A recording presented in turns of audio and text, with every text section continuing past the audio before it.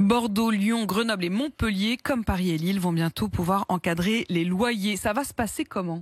Alors, même dispositif qu'à Paris, qui a été pionnière en la matière en 2019. Des études vont être menées pour établir un loyer de référence pour chacune des zones concernées. Et les loyers devraient être autorisés à varier dans une fourchette, moins 30%, plus 20% autour de ce loyer de référence qui s'appliquera pour un nouveau bail ou un renouvellement de bail. L'objectif, c'est bien évidemment de limiter l'envolée des loyers dans les zones où il y a pénurie de logements. Est-ce que c'est efficace? Est-ce que ça fonctionne? Alors, à Paris, le dispositif a été peu efficace. Si vous regardez les chiffres de Meilleurs Agents, une annonce sur deux aujourd'hui pour un logement vide ne respecte pas ce dispositif. C'est comme il y a un an, c'est comme en 2019. Alors, c'est vrai que la procédure est un peu compliquée. Vous pouvez pas dénoncer une annonce. Ça n'est qu'une fois que vous avez signé le bail que le locataire peut attaquer son propriétaire. Donc, beaucoup sont découragés. Et puis, c'est surtout que l'encadrement des loyers ne fait que renforcer la pénurie de logements, alors que c'est cette pénurie de logements qui est à l'origine de la flambée des loyers. Pourquoi? Parce que vous découragez les particuliers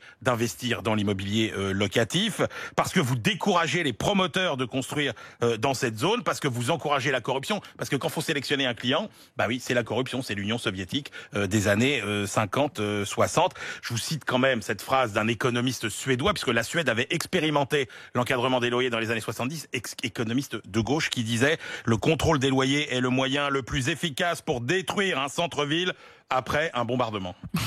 Après le bombardement qui est aussi efficace. L'encadrement des loyers, ça règle donc pas le problème numéro 1 de la trop faible construction des logements neufs. Bah non, c'est fondamentalement encadrer les loyers, c'est confondre les causes et les conséquences. C'est simple, les loyers flambent là où il n'y a pas assez de logements, ils baissent là où il n'y a pas assez de locataires. C'est le cas à Dijon, Clermont-Ferrand, Saint-Étienne, Niort ou Pau. La clé, c'est de construire davantage, sauf qu'on construit de moins en moins.